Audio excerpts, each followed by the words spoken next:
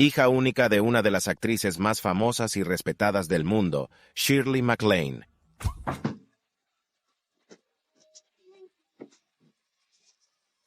A pesar de acercarse a los 90 años, es diferente. Él me ama. Shirley MacLaine no muestra signos de desaceleración y sigue deslumbrando al público con su extraordinario talento. Sin embargo, sus relaciones con otros actores no siempre han sido fáciles. Lleva más de una década en la industria cinematográfica. Hubo momentos en los que expresó abiertamente su antipatía por ciertos coprotagonistas, creando tensiones entre bastidores. Un colega incluso se atrevió a calificarla como la actriz más insoportable con la que he trabajado. ¿Siente curiosidad por descubrir la identidad de estos polémicos coprotagonistas? La única razón por la que la gente es amable conmigo es porque tengo más dinero que Dios. Siga con nosotros para descubrir a la persona que Shirley MacLaine más despreció a lo largo de su carrera. Sobre los primeros años de vida de Shirley MacLaine. Shirley MacLaine Beatty, que debe su nombre a la estrella infantil Shirley Temple, nació el 24 de abril, 1934, en Richmond, Virginia. Su padre, Ira Owens Beatty, desempeñó funciones como profesor de psicología, administradora de una escuela pública y agente inmobiliaria, mientras que su madre, Kathleen Corrine, trabajó como profesora de arte dramático. La actriz comparte lazos familiares con su hermano, Warren Beatty, que se aventuró en la actuación, la escritura y dirección, optando por cambiar la grafía de su apellido por su trayectoria profesional. Su educación en un hogar baptista tuvo un significado religioso, pero su árbol genealógico también se ramificó en la política a través de su tío, MacLeod, miembro comunista de la legislatura de Ontario en el 40s. Durante su infancia, la familia Beatty se trasladó varias veces por Virginia antes de establecerse en la sección Dominion Hills de Arlington. La joven MacLaine demostró su destreza en los deportes al unirse a un equipo de béisbol masculino, después de conseguir el récord de jonrones. Sin embargo, en sus primeros años no todo fueron deportes. Descubrió su pasión por el ballet a los 3 años, cuando su madre la apuntó a clases de ballet en la Washington School of Ballet. A pesar de sus problemas de tobillos débiles, se mantuvo dedicada, asistiendo siempre a clase. Destacando como la más alta, a menudo interpretó papeles masculinos en ballets clásicos como Romeo y Julieta y La Bella Durmiente, un incidente durante Cenicienta, donde bailó a pesar de una lesión de tobillo en su día. Escenario demostró su capacidad de recuperación. Sin embargo, a pesar de su dedicación, se dio cuenta de que su tipo de cuerpo no era el ideal para el ballet profesional. Su altura y la falta de unos pies perfectos la hicieron recapacitar. Esta constatación la llevó a explorar otras formas de artes escénicas como la interpretación, diferentes estilos de danza y el teatro musical. Sus años de instituto en Washington Lee High School no fueron solo académicos. MacLaine era una participante activa, animando en las bandas como parte del equipo de animadoras de la escuela, a la vez que se subía al escenario en diversas producciones escolares. Su ilustre carrera. Shirley empezó a actuar antes del último año de instituto, probando en Broadway, en Nueva York. Su primer éxito fue en el coro de Oklahoma. Tras su graduación, en 1953, regresó a Broadway para formar parte del elenco de bailarines del espectáculo Me and Juliet. El destino dio un giro cuando la actriz Carol Haney, su suplente en el juego del pijama, sufrió una lesión, lo que llevó a MacLaine a saltar a la palestra. Su impresionante actuación llamó la atención del productor cinematográfico Hal B. Wallace, allanándole el camino hacia Paramount Pictures. La actriz debutó en la gran pantalla en The Trouble with Harry, de Alfred Hitchcock, en 1955, lo que le valió el Globo de Oro a la actriz revelación del año. A partir de ese momento, comenzó su carrera con varios papeles en el cine. En los años 50, fue nominada al Oscar a la Mejor Actriz en 1959, lo que marcó su ascenso en la Edad de Oro de Hollywood. Su filmografía fue muy variada, incluyendo sus apariciones en artistas y modelos junto a Martin y Lewis, la exitosa película La Vuelta al Mundo en 80 días, y los estrenos de 1958, entre ellos Hot Spell, The Shipman y The Matchmaker. Su notable interpretación de Jeannie, la compasiva prostituta de Some Came Running, junto a Frank Sinatra, le valió una nominación al Oscar a la Mejor Actriz. El punto de inflexión en su carrera llegó con El apartamento, de Billy Wilder, donde interpretó a la ascensorista enredada en una compleja trama romántica. A pesar del éxito de la película, su Oscar fue superado por el de Elizabeth Taylor, pero la estrella de MacLaine siguió brillando al hacerse cargo de los papeles de Marilyn Monroe en Irma la Deus y What a Way to Go. Sin embargo, surgieron problemas con la cancelación de un proyecto importante, lo que dio lugar a batallas legales. Los años 60 marcaron la participación de MacLaine en diversas películas, como el musical Sweet Charity, donde ganó el papel a Gwen Verdon, que colaboró en la coreografía. A pesar de una nominación al Globo de Oro, la tibia acogida de la película marcó un cambio en la trayectoria de su carrera, a medida que surgía una nueva década. durante los años de 1970 a 1970. En 1976, Shirley MacLaine se embarcó en varios papeles, empezando con Dos mulas para la hermana Sarah en 1970. En esta película del oeste, pensada originalmente para Elizabeth Taylor, trabajó junto a Clint Eastwood, lo que contribuyó al éxito de la película. En su transición a la televisión, MacLaine interpretó el papel de una fotoperiodista en la breve comedia Shirley's World, de 1971 a 1972. A lo largo En los años 70, MacLaine se aventuró de nuevo en las actuaciones en directo, ofreciendo cautivadores conciertos en Londres y Nueva York. Su actuación en el Palace Theatre se publicó incluso en un álbum en directo, sin duda, MacLaine Live at the Palace, pero sus películas, A Change of Seasons y Loving Couples, fue criticada por Roger Ebert, que la tachó de versión mediocre de un concepto demasiado manido. A pesar de sus defectos, la actuación de MacLaine recibió críticas positivas. En 1983, su papel en Terms of Endearment supuso un punto de inflexión. Protagonizada junto a Deborah Winger, Jack Nicholson y otros, la película se convirtió en un triunfo comercial y de crítica, consiguiendo numerosas nominaciones a los Oscar y 5 premios, incluido el de Mejor Película. A partir de aquí, Shirley MacLaine continuó su ilustre carrera en importantes películas después de 1989, incluido el drama familiar Magnolias de Acero, una conmovedora historia dirigida por Herbert Ross, protagonizada junto a Sally Field, Julia Roberts y Dolly Parton. La película gira en torno al fuerte vínculo que comparten las mujeres de una pequeña comunidad sureña que se enfrenta a la pérdida. Su éxito, que recaudó casi $97 millones con un presupuesto de 15 millones, le valió a MacLaine un premio de la Academia Británica de Cine. También protagonizó Postales desde el filo, de Mike Nichols, junto a Meryl Streep, interpretando a un personaje que recuerda a Debbie Reynolds, basado en un guión de la hija de esta, Carrie Fisher. Por este papel, MacLaine recibió otra nominación a los Globos de Oro. Su filmografía se amplió con trabajos como Rumor, ha sido con Kevin Costner y Jennifer Aniston, En sus zapatos con Cameron Diaz y Toni Collette, y cerrando el círculo en 2007, dirigida por Richard Attenborough y protagonizada por Christopher Plummer, con quien volvió a reunirse más tarde para la comedia de 2014 Elsa y Fred. En televisión, MacLaine participó en proyectos como Out on a Limb, The Salem Witch Trials y These Old Roads. Entre sus papeles más destacados figura su aparición en Coco antes de Chanel, que le valió nominaciones a los premios Emmy y Globo de Oro. También protagonizó las temporadas 3 y 4 de Downton Abbey, en las que interpretó a Martha Levinson. Recientemente ha trabajado en Wild Oats, con Jessica Lange, La Sirenita y Noel. Volviendo a la televisión en 2022, apareció en la serie de Hulu Solo Asesinatos en el Edificio, pero con tantos proyectos a sus espaldas, era inevitable que tuviera mala sangre con algunos de sus coprotagonistas. Así que vamos a descubrir a todas las estrellas que odiaba, y quédate porque al final, Shirley MacLaine nombra a la coprotagonista que más odiaba. El desdén de MacLaine por Clint Eastwood. En 1970, Clint Eastwood se embarcó en la aventura del oeste, Dos mulas para la hermana Sarah, junto a Shirley MacLaine, que marca el inicio de un viaje cinematográfico fundamental para ambos actores. La película tiene un argumento bastante interesante. Tras la guerra civil, un ex soldado llamado Hogan, interpretado por Eastwood, se encuentra en una situación desesperada en la que unos bandidos amenazan a una mujer. Interviene rápidamente, eliminando a los asaltantes, solo para darse cuenta de que la mujer es la hermana Sarah. Interpretada por MacLaine, es una monja que recauda fondos para los revolucionarios mexicanos que se oponen a la ocupación francesa. Para ayudar a su causa, Sarah implora a Hogan que la guíe hasta el campamento de los rebeldes, en línea con el trato previo de Hogan de ayudar a los revolucionarios a cambio de una parte de la riqueza de la guarnición francesa.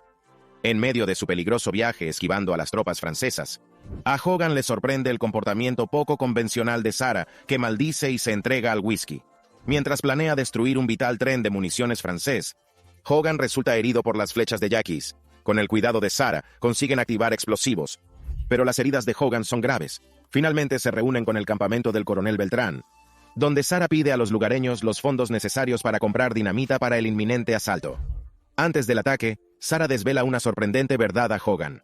No es una monja, sino una buscada partidaria de los revolucionarios, que se hace pasar por monja para eludir a los franceses. A pesar del asombro de Hogan, se unen para penetrar en el fuerte, permitiendo la infiltración de los rebeldes a través de una entrada secreta, mientras orquestan un asalto múltiple. Anticipándose a un momento ventajoso durante el Día de la Bastilla, Hogan y Sarah pretenden explotar la ebriedad anticipada de los franceses. Pero la destrucción del tren eleva la vigilancia de la guarnición. Utilizando un ingenioso disfraz, Hogan se hace pasar por un cazarrecompensas, entregando a Sarah por una recompensa, abriendo brecha con éxito en el fuerte. En medio del caos, Hogan y Sarah se enfrentan a los comandantes franceses, facilitando el avance de los rebeldes. Se produce una feroz batalla. culminando con la derrota de los franceses y los fuertes capturados por los mexicanos. Fiel a su pacto, Hogan reclama su parte del botín. Con su misión cumplida, enriquecidos y habiéndose desarrollado un afecto mutuo, Hogan y Sarah se embarcan en una nueva aventura, un establecimiento de juego en San Francisco. Pero, ¿cómo acabaron exactamente Eastwood y McClane en la misma película? Elizabeth Taylor, casada entonces con Richard Burton, presentó el guión a Eastwood mientras trabajaban en Where Eagles Dare. Inicialmente aspiraba a encarnar a la hermana Sarah, pero tuvo que renunciar debido a compromisos en España con el proyecto en curso de Burton. El papel estaba previsto para un personaje mexicano. Sin embargo, Shirley MacLaine, a pesar de las dudas iniciales sobre su tez blanca, consiguió el papel. Eastwood y el director de la película, Don Siegel, cuestionaron inicialmente la idoneidad de MacLaine por su aspecto. No obstante, Eastwood confió en la confianza del estudio en MacLaine, reforzada por su actuación en la película de 1969 Sweet Charity. En contra del optimismo de los estudios, tanto Eastwood como Siegel encontraron a MacLaine poco cooperativa en el rodaje. Siegel expresó abiertamente sus recelos hacia ella, por su falta de feminidad y su comportamiento excesivamente asertivo. MacLaine también tuvo que enfrentarse a problemas técnicos durante el rodaje en México, con largas esperas para que el material procesado se enviara a California y se devolviera como copias diarias. Estoy viendo otro sentido del tiempo. Está confundido sobre dónde está. Al ver finalmente las imágenes, estaba consternada por sus exageradas pestañas postizas, cruciales para el disfraz de su personaje de monja que se hacía pasar por prostituta. Al quitárselas a mitad del rodaje, corría el riesgo de interrumpir la continuidad de la película, y no le quedó más remedio que persistir en su empeño. A pesar de los aparentes roces durante el rodaje, MacLaine optó por omitir toda mención a Eastwood en sus memorias o en los debates públicos sobre su carrera. Sin embargo, durante una sesión de preguntas y respuestas en el Festival de Cine TCM, relató divertidamente un incidente en el que Eastwood y un caballo problemático se enfrentaban, señalando juguetonamente su naturaleza republicana al abordar la situación con un puñetazo decisivo, mostrando el enfoque práctico de Eastwood. Además, el rodaje duró 65 días en México con un presupuesto aproximado de $4 millones y sufrió varios contratiempos. Numerosos miembros del reparto y del equipo, incluido MacLaine, cayó enfermo y tuvo que adaptarse a la comida y el agua locales. No fue una experiencia memorable para MacLaine. No pensé que estaba aceptando un trabajo sin remuneración. La relación poco convencional de Winger y MacLaine. 35 años después de la producción de un apreciado clásico de Hollywood, la perdurable discordia entre Deborah Winger y Shirley MacLaine sigue dando que hablar. Durante una aparición en Bravo en 2018, Winger corrigió al presentador Andy Cohen respecto a su dinámica con MacLaine. La conversación surgió a raíz de que Cohen mencionara que Winger hablaba de su coprotagonista en sus libros de 2008, a lo que Winger aclaró que era al revés. Ante la insistencia de Cohen en preguntarle sobre los incidentes que se rumoreaban, como la expulsión de gases y lamer la pierna de MacLaine durante una escena de amor, Winger admitió que había algo de verdad en las especulaciones. Su conflictiva relación durante el rodaje de Terms of Endearment reflejaba la tensa relación entre sus personajes. Emma Greenway, interpretada por Winger, y su aguerrida madre, Aurora, interpretada por MacLaine. La película estadounidense de 1883 fue una adaptación de la novela de Larry McMurtry de 1975 y contó con un reparto en el que figuraba Winger, MacLaine, Jack Nicholson, Danny DeVito, Jeff Daniels y John Lithgow. Llegará a los cines el 23 de noviembre. 1983, la película alcanzó posteriormente un estreno más amplio el 9 de diciembre a través de Paramount Pictures. Fue aclamada por la crítica y se convirtió en un éxito de taquilla. Amasando $165 millones, asegura su puesto como segunda película más taquillera del año. Shirley MacLaine está de viaje, y de momento no ha habido I Love You Back. En la 56ª edición de los premios de la Academia, obtuvo la impresionante cifra de 11 nominaciones, y finalmente, 5 victorias en varias categorías, incluyendo Mejor Película, Mejor Director, Mejor Actriz para MacLaine, Mejor Guión Adaptado y Mejor Actor Secundario para Nicholson. La narración gira en torno a Aurora Greenway, viuda, sus cautelosas interacciones con posibles pretendientes en River Oaks, Houston, y su estrecho aunque controlador vínculo con su hija Emma. A pesar del matrimonio de Emma con Flap Horton, una decisión que tensa su relación, las dos mujeres mantienen una estrecha pero a menudo extraña conexión, sobre todo a través de llamadas telefónicas. A medida que la vida de Emma se desarrolla con su mudanza con Flap a Iowa para su carrera docente, encontrando obstáculos financieros y dando a luz a 3 hijos, el matrimonio empieza a desmoronarse. Encuentros casuales llevan a Emma a desarrollar un vínculo y un romance con Sam Burns, mientras Aurora, que lucha contra la soledad, se ve arrastrada a un romance relámpago con el astronauta retirado Garrett Breedlove, su vecino. La historia da un giro dramático cuando Emma descubre la aventura de Flap y su decisión de trasladar a la familia a Nebraska. Diagnosticada con un cáncer terminal, la salud de Emma se deteriora rápidamente, reuniendo a Aurora, Flap y Garrett. Acuérdate, ¿Recuerdas aquella vez que te compré el guante de béisbol cuando pensabas que estábamos demasiado arruinados? Para apoyarla durante los tratamientos y sus últimos días. En un conmovedor momento de amor, a pesar de su tensa relación, Emma confía el futuro de sus hijos a Aurora. Ahora, aunque tanto McClane como Winger recibieron nominaciones a la mejor actriz, McClane se llevó el Oscar, afirmando que se lo merecía durante su discurso de aceptación. Como probablemente puedan deducir, su disparidad se extendía más allá de la pantalla. McClane, una veterana figura de Hollywood con múltiples nominaciones a los Oscar, inicialmente no reconocía a Winger, una estrella en ascenso tras su papel en Urban Cowboy. El director James L. Brooks recordó los nervios iniciales durante su presentación, y McClane comentó con humor su atuendo divergente, lo que preparó el terreno para sus conflictos en el plató. La rebeldía de Winger chocó con el comportamiento reservado de McClane durante todo el rodaje. Sus interacciones se vieron influidas por el contraste de estilos y actitudes. Mientras que Winger era conocida por su audacia y sus provocaciones, McClane mantenía una presencia más reservada y serena, creando una tensión innegable en el plató que reflejaba la fricción madre-hija que representaban en la pantalla. Brooks destacó la naturaleza enigmática de su relación, afirmando que ni siquiera las personas implicadas podían entenderla del todo. Su conexión en pantalla, aunque compleja y convincente, contrastaba con la discordia entre bastidores durante el rodaje. Winger describió su método de trabajo como descarnado e intenso, un tono que pareció poco convencional a los observadores de Paramount, lo que suscitó algunas dudas sobre su enfoque. McClane detalló un momento en el que Winger, en un desacuerdo sobre golpes en el plató, recurrió supuestamente a un gesto inusual e irrespetuoso. Admitiendo los conflictos, Winger subrayó que, en medio de las fricciones, seguía existiendo un nivel básico de respeto mutuo entre ellos. Sus constantes desafíos mutuos se convirtieron en parte integrante de su proceso artístico. La rivalidad entre bastidores entre Winger y McClane ha quedado grabada a fuego en Hollywood, cautivando la fascinación de los aficionados y estableciendo paralelismos con enfrentamientos legendarios como los de Bette Davis y Joan Crawford. Al reflexionar sobre la experiencia, Winger insistió en que su atención se centraba más en el calibre de su trabajo que en las polémicas que rodearon su relación. Reconoció el impacto duradero del escrutinio mediático, admitiendo que una vez dicho algo, tiende a persistir, moldeando las percepciones a lo largo del tiempo. Recordando el consejo de Jack Nicholson, Winger insinuó que desmentir los rumores solo avivaría el fuego de la especulación, sugiriendo que ciertas historias cobran vida propia, independientemente de su veracidad. Es hora de la selección de suscriptores de hoy. A medida que Shirley MacLaine se acerca a los 90 años, no muestra signos de desaceleración, asumiendo un nuevo proyecto tras otro como si nada. Aunque Shirley MacLaine ha nombrado a la coprotagonista que más odiaba, hay otras cosas que podría estar ocultando. Según los rumores, MacLaine ha empezado a enfermar, pero no físicamente. Fuentes cercanas a ella afirman que podría estar luchando por mantener el ritmo mental, lo que significaría que no aparecerá en tantos proyectos como antes. Incluso cuando se la ve en sus apariciones en vida, se nota que la mujer no está del todo sana. ¿Pero por qué oculta estos problemas? ¿Y hasta qué punto podrían estar afectándole estas enfermedades? La respuesta aguarda. Acuérdate de comentar abajo con el hashtag de la foto del suscriptor y dinos qué te parece. Y ahora, pasamos al siguiente tema. David Letterman lo lleva demasiado lejos.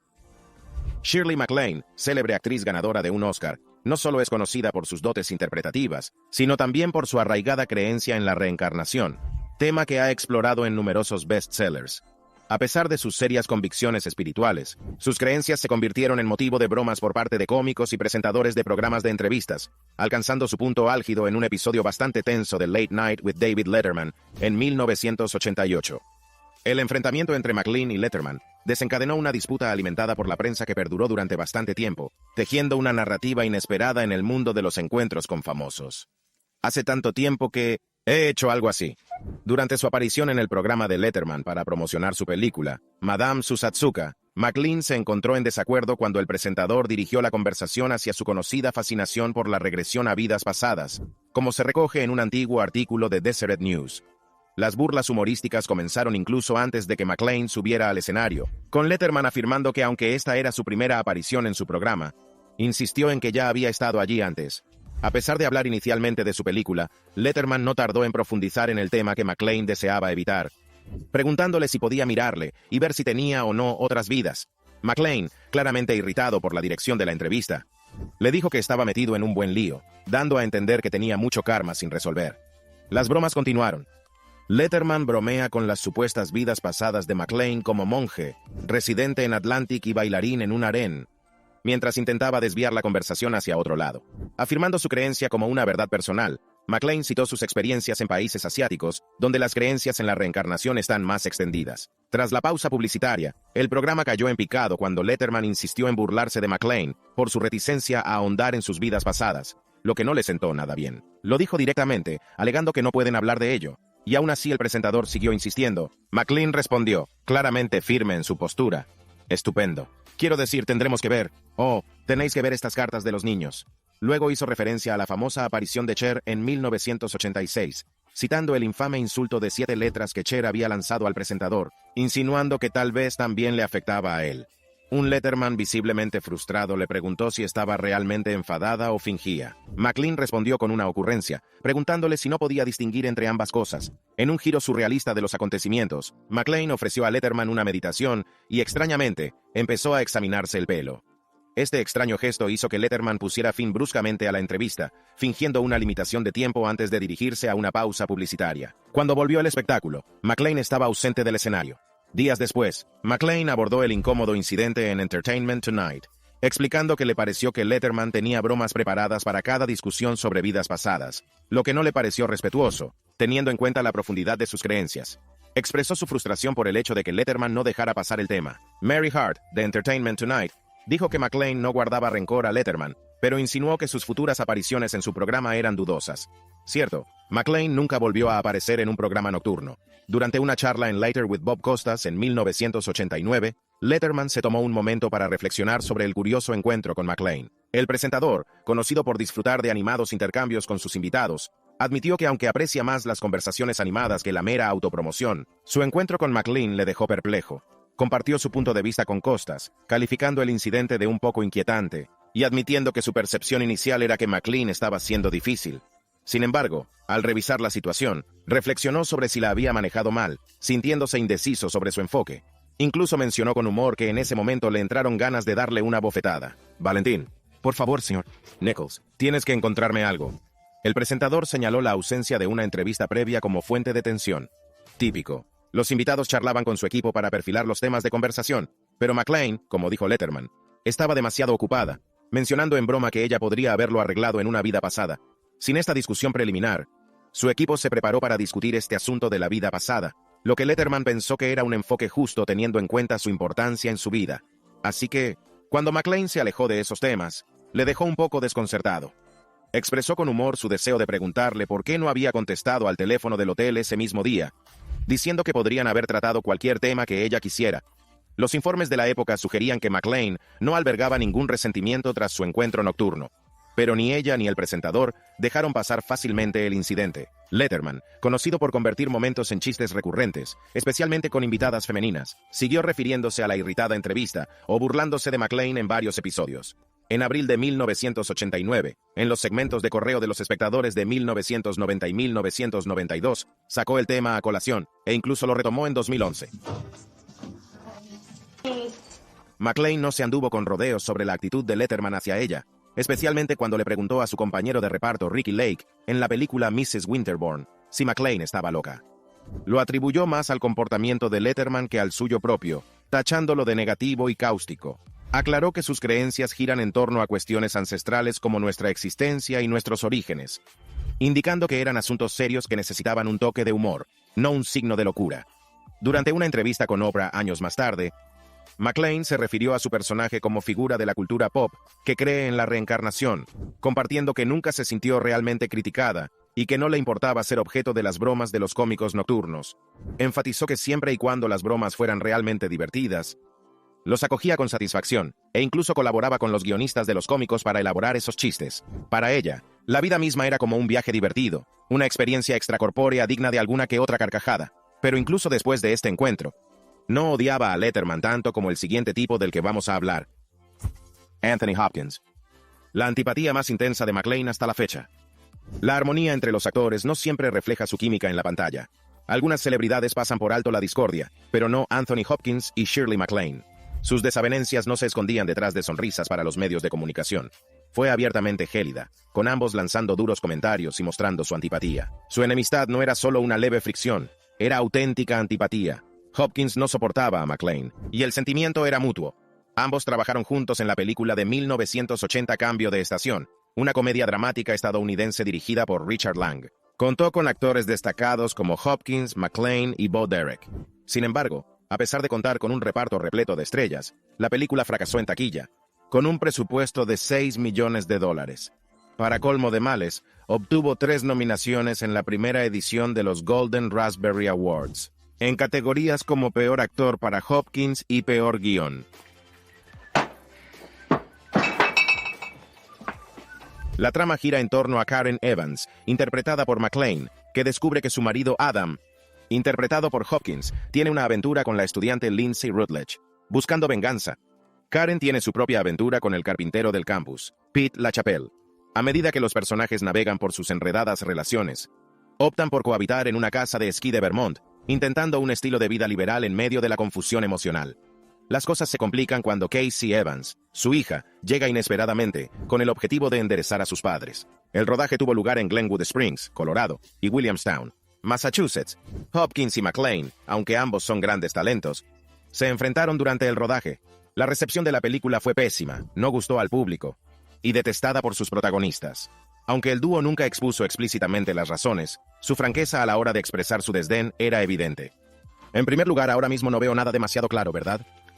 Quiero decir, ¿cómo podría después de 21 años de planchar su Hopkins, sin dar nombres pero sin dejar lugar a dudas, afirmó que McClane era la actriz más odiosa con la que había trabajado?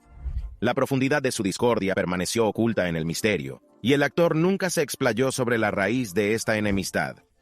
Su incomodidad mutua traspasó la pantalla, dejando una impresión duradera de su tensa relación fuera de ella. Durante una charla con el New York Post en 2014, McClane fue interrogado sobre el comentario de Hopkins. Su respuesta fue que ella tampoco le tenía cariño, pero que las cosas fueron difíciles para él durante ese tiempo en el que dejó la bebida. Toma. Se refería a la lucha de Hopkins contra el alcohol. 5 años antes del lanzamiento de A Change of Seasons, Hopkins se puso sobrio. Más tarde mencionó a la revista Sunday Times que buscar ayuda le hizo darse cuenta de que no estaba solo en su batalla y le ayudó a disolver sus miedos. Pero hay una gran razón por la que estos dos se enfrentaron tan duramente. De vez en cuando hace muchos años que no veo una foto. McClane y Hopkins no están hechos exactamente de la misma pasta.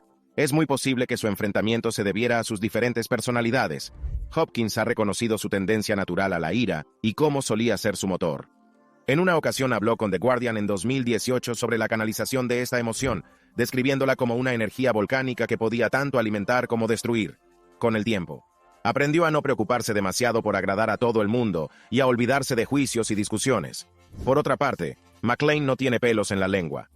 Es conocida por su franqueza y por mantenerse firme en sus convicciones.